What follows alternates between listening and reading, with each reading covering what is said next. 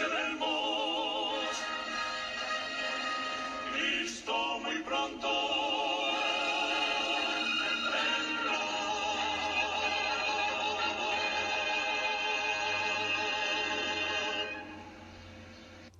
Con amor en Cristo, le saluda su hermana Ethel Ruiz. Continúo leyendo el libro original Seguridad y Paz en el Conflicto de los Siglos por Elena de White, capítulo 3, página 61. Las tinieblas parecían hacerse más densas.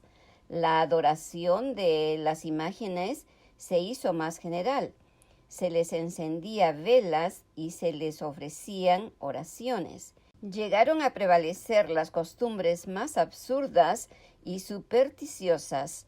Los espíritus estaban tan completamente dominados por la superstición que la razón misma parecía haber perdido su poder, mientras que los sacerdotes y los obispos eran amantes de los placeres sensuales y corrompidos. Solo podía esperarse del pueblo que acudía a ellos en busca de dirección que siguiera sumido en la ignorancia y en los vicios.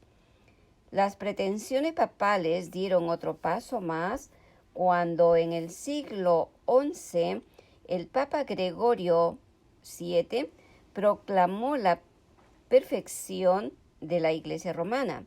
Entre las proposiciones que él expuso, había una que declaraba que la Iglesia no había errado nunca ni podía errar, según las Escrituras. Pero las pruebas de las Escrituras faltaban para apoyar el aserto. El altivo pontífice reclamaba además para sí el derecho de deponer emperadores y declaraba que ninguna sentencia pronunciada por él podía ser revocada por hombre alguno, pero que él tenía la prerrogancia de revocar las decisiones de todos los demás. El modo que él trató al emperador alemán Enrique IV nos pinta a lo vivo el carácter tiránico de este abogado de la infalibilidad papal. Por haber intentado desobedecer la autoridad papal, dicho monarca fue excomulgado y destronado. Aterrorizado ante la deserción de sus propios príncipes, que por orden papal fueron instigados a rebelarse contra él, Enrique no tuvo más remedio que hacer las paces con Roma. Acompañado de su esposa y de su fiel sirviente, cruzó los Alpes en pleno invierno para humillarse ante el Papa. Habiendo llegado al castillo donde Gregorio se había retirado, fue conducido, despojado de sus guardias, a un patio exterior y allí, en el crudo frío del invierno, con la cabeza descubierta, los pies descalzos y miserablemente vestido, esperó el permiso del Papa para llegar a su presencia. Solo después que hubo pasado así 3 días, ayunando y haciendo confesión, condescendió el pontífice en perdonarle, y aún entonces fuele concedida esa gracia con la condición de que el emperador esperaría la venida del Papa antes de reasumir las insignias reales o de ejercer su poder. El Gregorio, envanecido con su triunfo, se jactaba de que era su deber abatir la soberbia de los reyes. Cuán notable contraste hay entre el despotismo, orgullo de tan altivo pontífice y la mansedumbre y humildad de Cristo, quien se presenta a sí mismo como llamando a la puerta del corazón para ser admitido en él y traer perdón y paz, y enseñó a sus discípulos: el que quisiere entre vosotros ser el primero, será vuestro siervo. Mateo 20:27. Los siglos que se sucedieron presenciaron un constante aumento del error en las doctrinas sostenidas por Roma.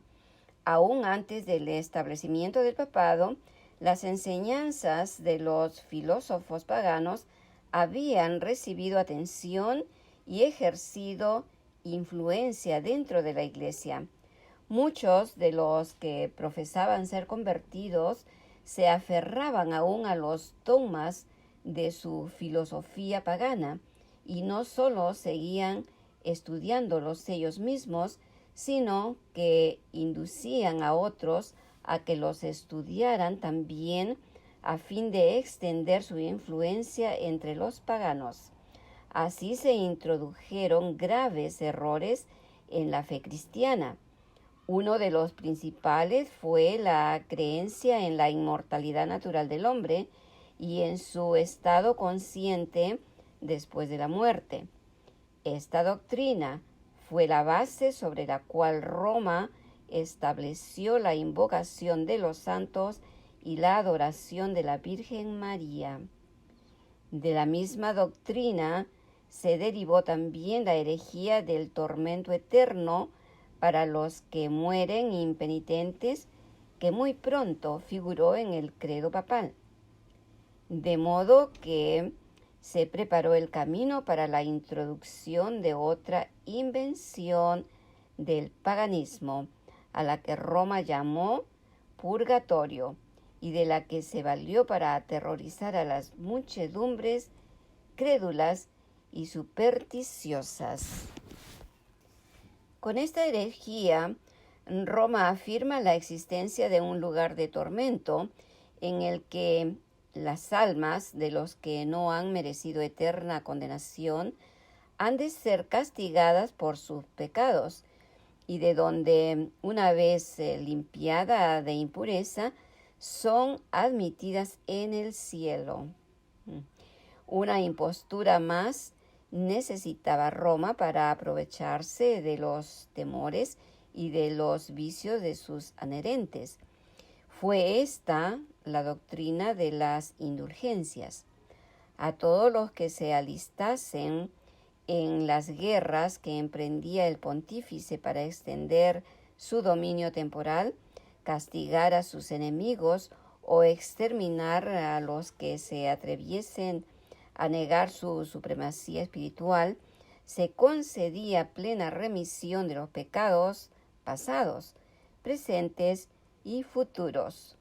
Se enseñó también al pueblo que por medio de pagos hechos a la Iglesia podía librarse uno del pecado y librar también a las almas de sus amigos difuntos entregadas a las llamas del purgatorio.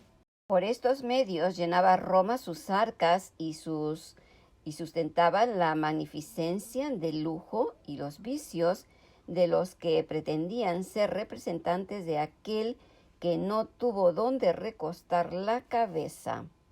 La institución bíblica de la Cena del Señor fue sustituido por el sacrificio idólatra de la misa.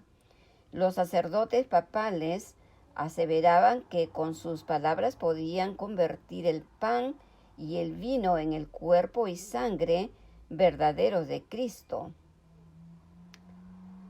Con blasfema presunción se arrogaban el poder de crear a Dios, creador de todo.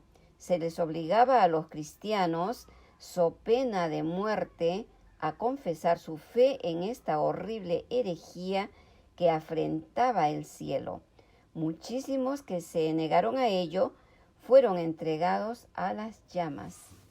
En el siglo XIII se estableció la más terrible de las maquinaciones del papado, la Inquisición. El príncipe de las tinieblas obró de acuerdo con los jefes de la jerarquía papal.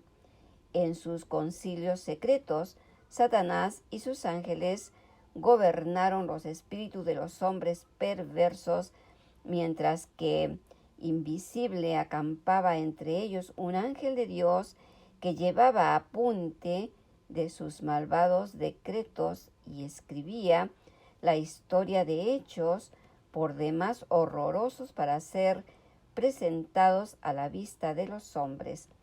Babilonia la Grande fue embriagada de la sangre de los santos.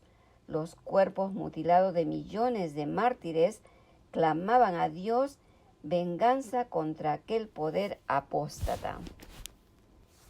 El papado había llegado a ejercer su despotismo sobre el mundo.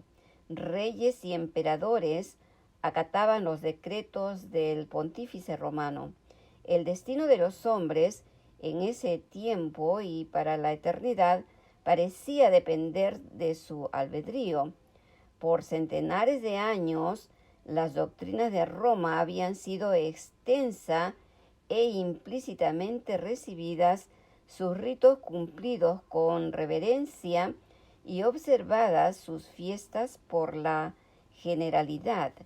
Su clero era colmado de honores y sostenido con liberalidad.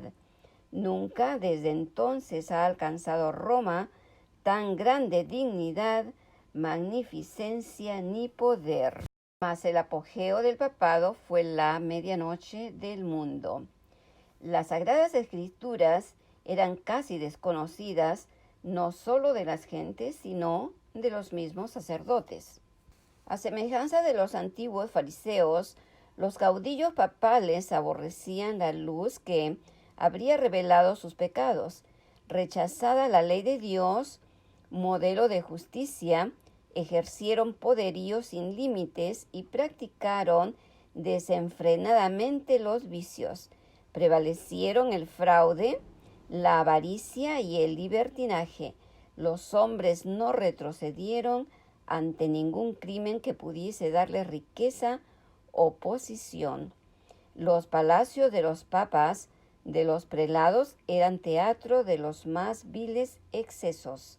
Algunos de los pontífices reinantes se hicieron reos de crímenes tan horrorosos que los gobernantes civiles tuvieron que proponer a dichos dignatarios de la Iglesia como monstruos demasiado viles para ser tolerados. Durante siglos, Europa no progresó en las ciencias, ni en las artes, ni en la civilización. La cristiandad quedó moral e intelectualmente paralizada. La condición en que el mundo se encontraba bajo el poder romano resultaba ser el cumplimiento espantoso e impresionante de las palabras del profeta Oseas: mi pueblo está destruido por falta de conocimiento, por cuanto tú has rechazado con desprecio el conocimiento de Dios, yo también te rechazaré, puesto que te has olvidado de la ley de Dios, me olvidaré yo también de tus hijos. No hay verdad y no hay misericordia y no hay conocimiento de Dios en la tierra. No hay más que perjurio y mala fe y homicidio y hurto y adulterio. Rompen por todo y un charco de sangre toca a otro. Oseas 4, 6, 1, 2. Tales fueron los resultados de haber desterrado la palabra de Dios. Empezamos el capítulo 4. El título es Un pueblo que ejerce la luz. Aunque sumida la tierra en tinieblas durante el largo periodo de la supremacía papal, la luz de la verdad no pudo apagarse por completo. En todas las edades hubo testigos de Dios, hombres que conservaron su fe en Cristo como único mediador entre Dios y los hombres, que reconocían la Biblia como única regla de su vida y santificaban el verdadero día de reposo.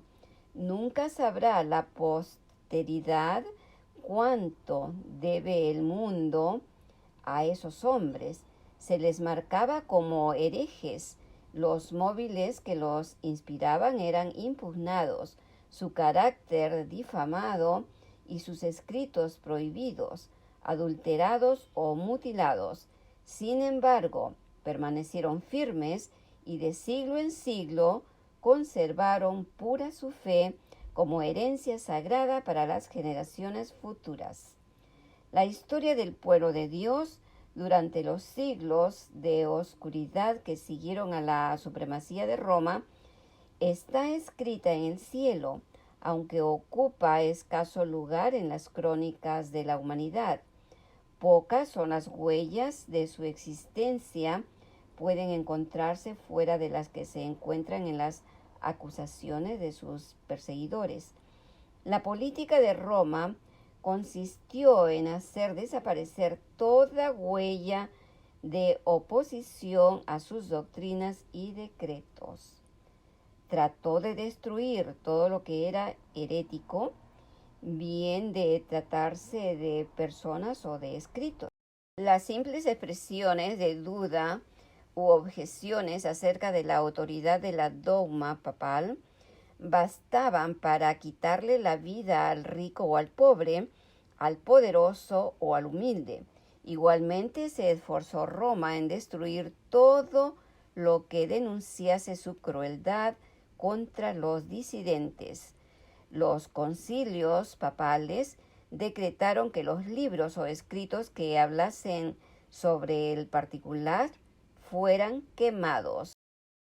Antes de la invención de la imprenta, eran pocos los libros y su forma no se prestaba para conservarlos, de modo que los romanistas encontraron pocos obstáculos para llevar a cabo sus propósitos. Ninguna iglesia que estuviese dentro de los límites de la jurisdicción romana gozó mucho tiempo en paz de su libertad de conciencia. No bien se hubo hecho dueño del poder, el papado extendió sus brazos para aplastar a todo el que rehusara reconocer su gobierno, y una tras otra las iglesias se sostuvieron a su dominio y también se sometieron a él. En Gran Bretaña el cristianismo primitivo había echado raíces desde muy temprano. El evangelio recibido por los habitantes de este país en los primeros siglos no se había corrompido con la apostasía de Roma. La persecución de los emperadores paganos, que se extendió aún hasta aquellas remotas playas, fue el único don que en las primeras iglesias de Gran Bretaña recibieron de Roma. Muchos de los cristianos que huían de la persecución en Inglaterra hallaron refugio en Escocia. De allí la verdad fue llevada a Irlanda y todos esos países fueron recibidos con gozo. Luego que los sajones invadieron a Gran Bretaña, el paganismo llegó a predominar. Los conquistadores desdeñaron ser instruidos por sus esclavos y los cristianos tuvieron que refugiarse en los páramos. No obstante, la luz, escondida por algún tiempo, siguió ardiendo. Un siglo más tarde brilló en Escocia con tal intensidad que se extendió a muy lejanas tierras.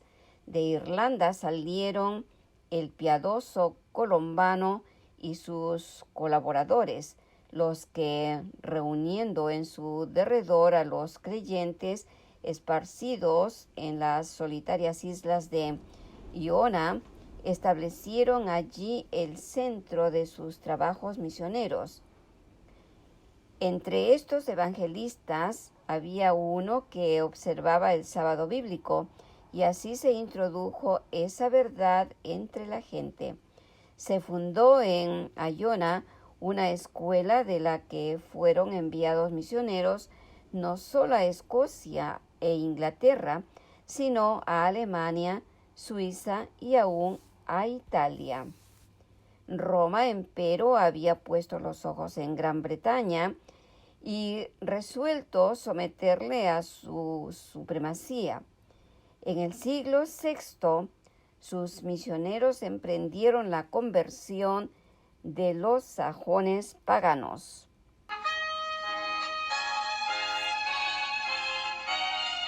Son de trompetas que anuncian la luz, Cristo muy pronto vendrá a la batalla por nuestro Jesús. Si venceremos, Cristo muy pronto vendrá.